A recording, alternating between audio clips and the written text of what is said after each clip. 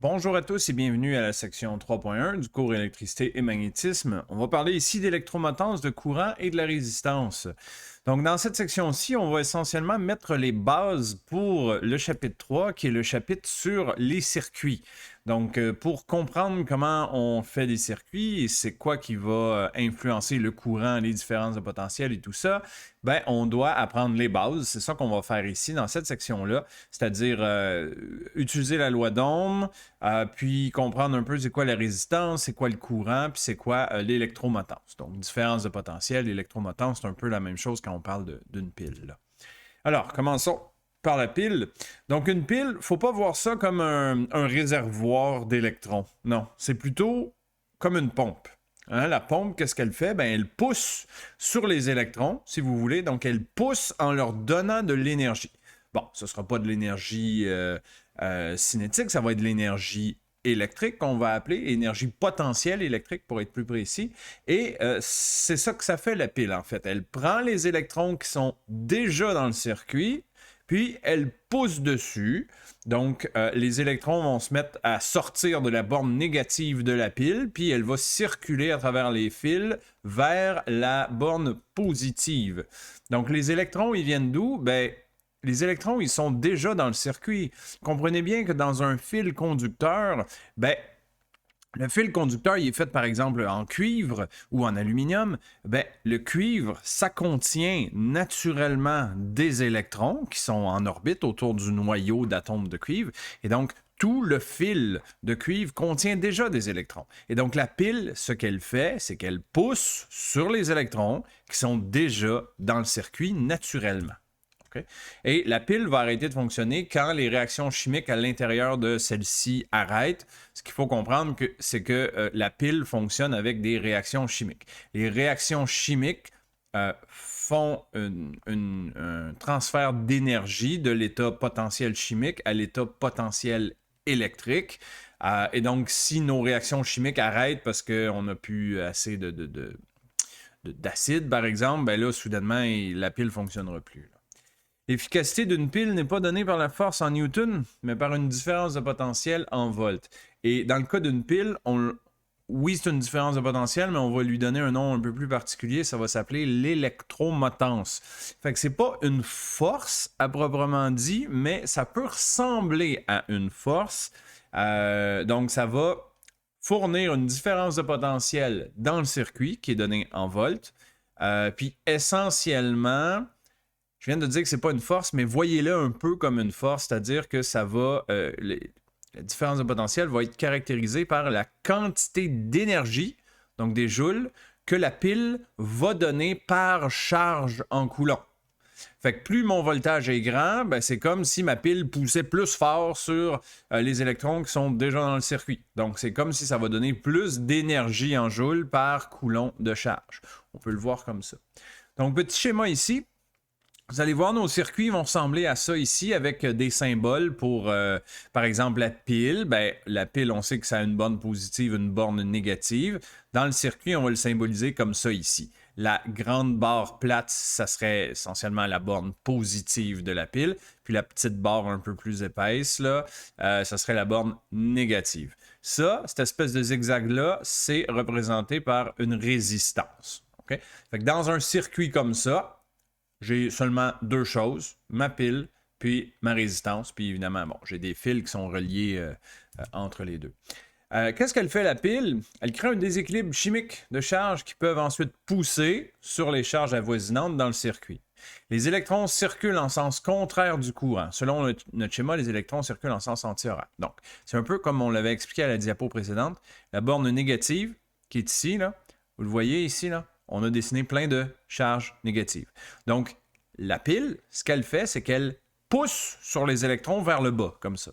Fait que quand on vient insérer la pile dans le circuit, ben le surplus d'électrons qui s'est accumulé ici parce que la pile a poussé sur les électrons vers le bas, ben ils vont être relâchés dans le circuit. Et là, ces électrons-là, s'ils sont relâchés dans le circuit, ben comprenez que ça va pousser les électrons qui étaient déjà dans le circuit. Et l'électron qui se fait pousser, ben il va pousser l'électron juste à côté de lui. Et ainsi de suite. Chacun des électrons vont se pousser les uns sur les autres, puis ils vont commencer à mettre en mouvement un petit courant d'électrons, si vous voulez, comme ça. Et donc, les électrons se déplacent réellement de la borne négative jusqu'à la borne positive. Donc, dans ce cas-ci, ils circulent en sens anti-horaire. Donc, la pile, comme on l'a expliqué, ben, les électrons, ils gagnent de l'énergie potentielle électrique. Hein. C'est ça qu'a fait la pile. Elle utilise son énergie potentielle chimique pour la transformer en énergie potentielle électrique qu'elle transmet aux électrons. La pile fonctionne de telle sorte que tous les électrons vont accumuler ou gagner la même quantité d'énergie potentielle électrique. Donc, vous voyez ça comme il n'y a pas de favori. Là. La pile donne la même quantité d'énergie à chaque électron. Et ce qui qualifie une pile, ben, c'est un peu comme on l'avait expliqué tantôt, là, c'est une quantité d'énergie qu'elle va donner par électron. Donc, c'est de là que vient l'équivalence de l'unité 1 volt, c'est 1 joule par coulomb. Puis ça, ce voltage-là d'une pile, on appelle ça l'électromotance. Donc, le symbole de l'électromotance, c'est le petit epsilon qu'on a là, et c'est donné en volts. Donc, l'électromotance, on peut l'obtenir avec une équation. Hein? Maintenant qu'on sait c'est quoi un peu la dépendance. Là. Donc, l'électromotance, c'est la quantité d'énergie potentielle électrique qu'elle va donner à nos électrons par quantité de charge Q. Q en coulomb, bien entendu. Donc, faisons un petit exemple, là, tout simple. Donc, j'ai une pile électrochimique qui donne 2,4 joules d'énergie chaque fois qu'elle pompe 10 à la 19 électrons. On veut savoir quelle est son électromotance. Alors, ma charge totale, pardon, ça c'est la charge d'un électron. Hein? Un électron, ça a une charge de moins E, E étant la charge élémentaire, donc c'est moins 1,6 fois 10 à la moins 19 coulombs. Ça c'est pour un électron. Mais ma pile, elle pompe 10 à la 19 électrons. Fait que là, je vais utiliser mon équation ici pour trouver l'électromotance, epsilon que je cherche. Ma quantité d'énergie pompée par la pile, c'est donné ici, c'est 2,4 joules d'énergie. Fait que delta U, ça va être 2,4 joules. Q, ben là, ici, il faut que je mette ma quantité totale de charge. Donc, j'ai 10 à la 19 électrons. Chaque électron a cette charge-là. Donc, il va falloir que je fasse 10 à la 19 fois cette charge-là. Donc, mon calcul, c'est 2,4 divise par 10 à la 19 fois la charge élémentaire. Et on peut laisser tomber le signe négatif parce que quand on cherche l'électromotance d'une pile, ben, on la veut en valeur absolue. On le sait qu'une pile, ça a une borne positive et une borne négative. Donc, nous, ce qui nous intéresse, c'est la différence entre ces deux bornes. Donc, on peut juste laisser tomber le négatif, on prend la valeur absolue et on a le calcul ici qu'on peut rentrer dans la calculatrice et ça donne 1,5 volts. Quelle énergie la même pile fournira-t-elle si elle pompe 2 fois 10 à la 19 électrons? Donc là, on a 2 fois plus d'électrons. Mais là, il ne faut pas faire l'erreur de penser que ici, on avait 2,4 joules d'énergie. Donc, tu te dis, OK, si je double mon nombre d'électrons, ça veut dire qu'elle va donner moins d'énergie à chaque électron. Non, c'est pas comme ça que ça fonctionne. Une pile donne toujours la même quantité d'énergie aux électrons. Fait que si ma pile pompe 2 fois 10 à la 19 électrons, donc 2 fois plus, je peux revenir ici faire mon calcul. Donc, ma charge d'un électron, c'est encore la charge élémentaire, ça n'a pas changé. Là, je veux venir isoler delta UE pour voir ça va être quoi la quantité totale d'énergie que ma pile va devoir pomper. Donc là, je vais isoler delta U ici. Donc, vous voyez que c'est égal à epsilon fois Q. Mais le epsilon, ça, c'est caractérisé par la pile. C'est-à-dire que si j'ai une pile de 1,5 volts, ben, elle va toujours fournir une différence de potentiel de 1,5 volts. Peu importe à combien d'électrons elle va pomper. Donc, le 1,5 volts, c'est commun. Ça ne change pas. Un coup que tu as une pile de 9 volts, mettons, ben, elle va toujours fournir 9 volts. Donc, 1,5 volts fois la quantité d'électrons que j'ai ici, c'est 2 fois 10 à la 19, fois la charge d'un électron, ben ça va me donner 4,8 joules. Alors, si j'ai, on comprend là, la situation ici, là, si j'ai 2 fois plus d'électrons, ben la pile, elle va donner 2 fois plus d'énergie. Parce que ce qui doit être constant, c'est ça ici, c'est la différence de potentiel, c'est la force avec laquelle elle va pousser sur chacun des électrons. Ça ne change pas. Donc, c'est la quantité d'énergie totale fournie par la pile qui, elle, va changer parce qu'elle doit fournir toujours la même quantité d'énergie par électron. Donc, au total, elle va fournir 2 fois plus d'énergie. Voilà. Courant électrique maintenant. Le symbole du courant électrique, c'est ça ici, c'est le I majuscule. Et c'est ce que ça représente, c'est, dans le fond, la quantité de charge au total qui va passer par un certain point du circuit. Donc, on a, dans notre dessin ici, on a un petit circuit très simple, là, une pile avec un fil. Puis, dans le fond, c'est comme si on venait ici, puis on regardait au point P. Il y a combien d'électrons qui passent par seconde ici? Fait qu'on pourrait les compter. Évidemment, on ne fait pas ça dans la vraie vie, compter les électrons, mais c'est juste pour l'image. On pourrait compter le nombre d'électrons qui passent par seconde. Et ce ratio-là, ça me donne ce qu'on appelle le courant. Donc, un courant, c'est une quantité de charge totale Q qui passe dans un point du circuit par seconde, donc par intervalle de temps. Donc, les unités de ça, ben, Q, c'est des coulomb, delta T, c'est des secondes.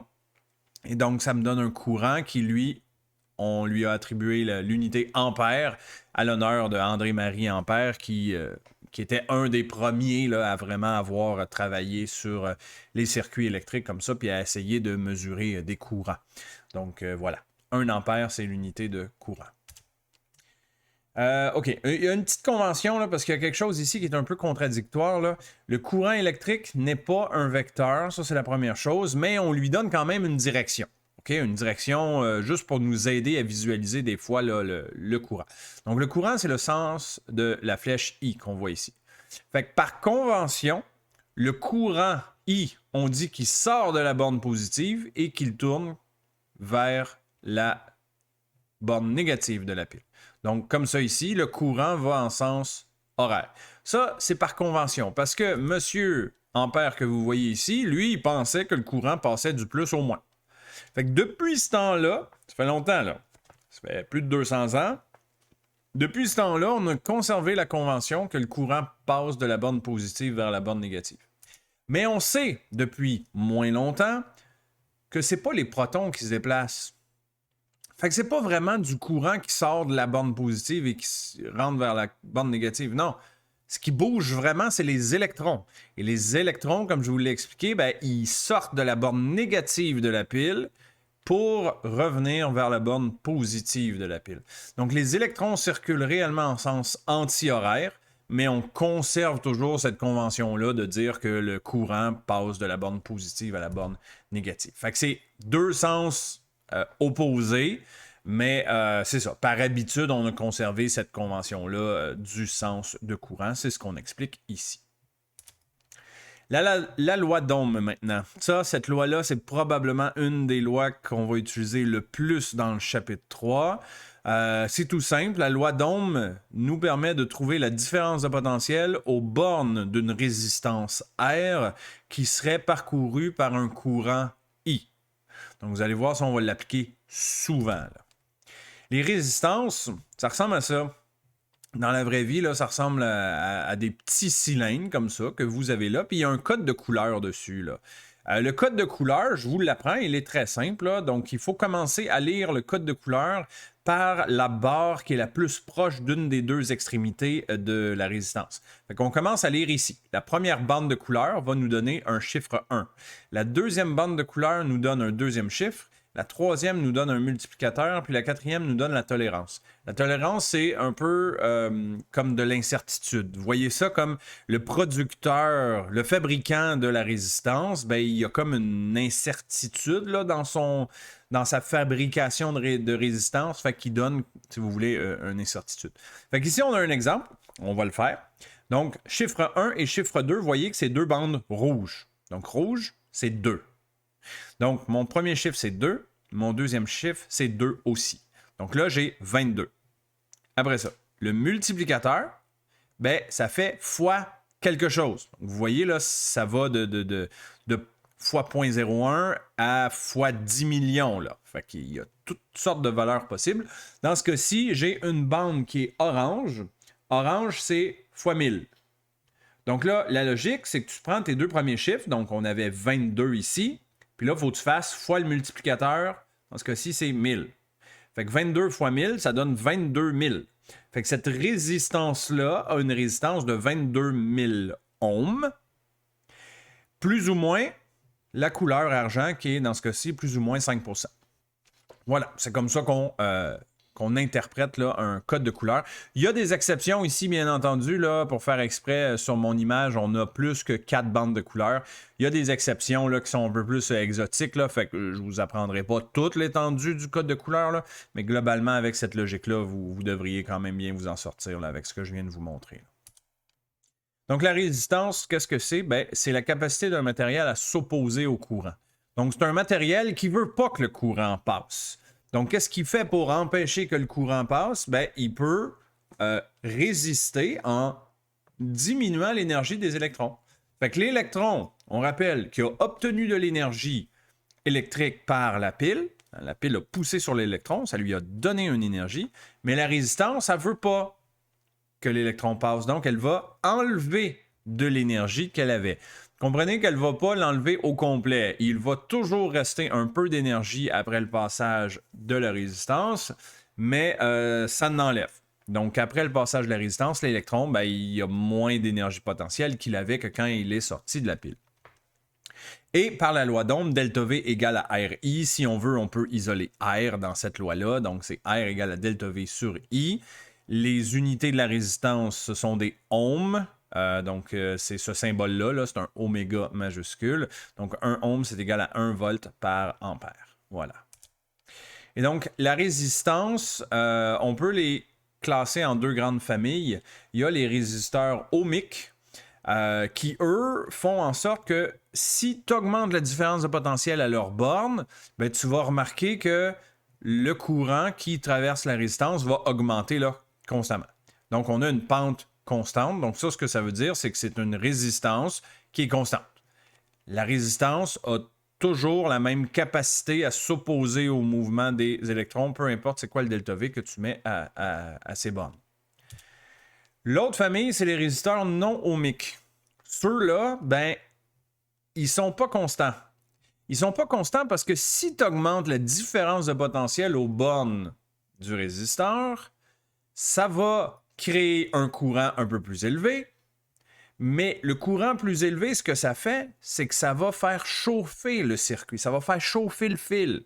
Parce qu'une résistance, en fait, quand on y pense, c'est ça que ça fait. Là. Ça prend de l'énergie électrique et ça la dissipe sous forme d'énergie thermique.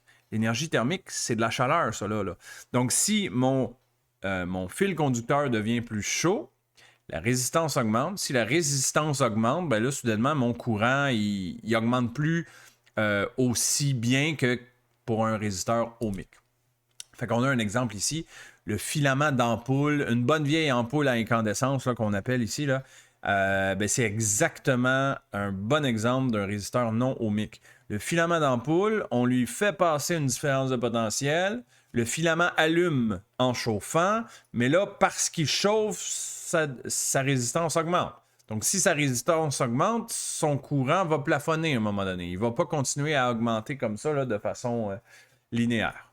Okay? Fait que c'est principalement là, les 2 grandes familles là, de résistance. Ici, on encercle le début du résisteur non ohmique parce que dans les faits, on veut pas dépasser ce ΔV-là, en fait. Parce que si tu dépasses le ΔV qui est là, tu arrives dans la zone moins efficace. Parce que plus tu augmentes ton ΔV, ben, ton courant, à un moment donné, il cesse d'augmenter. Il augmente de moins en moins vite. Fait que c'est plus efficace. Fait que tu veux rester là, dans cette première portion-là du circuit avec essentiellement des petits ΔV, parce que quand on reste dans des petites portions de ΔV, ben, localement, ici, vous voyez qu'on a à peu près une droite. Okay? Mais il ne faut pas aller trop loin dans les grandes différences de potentiel. Et donc, pour l'ensemble de notre chapitre 3, nous, on va rester là, dans cette approximation-là. On va rester dans l'approximation que nos résisteurs, ils sont ohmiques, parce que, autrement dit, on va toujours utiliser des ΔV relativement petits. Fait que même si notre filament chauffe un petit peu, ben, c'est pas grave. On va considérer que c'est quand même constant, là, parce que ça simplifie beaucoup les calculs là, de considérer que R est constant. Voilà.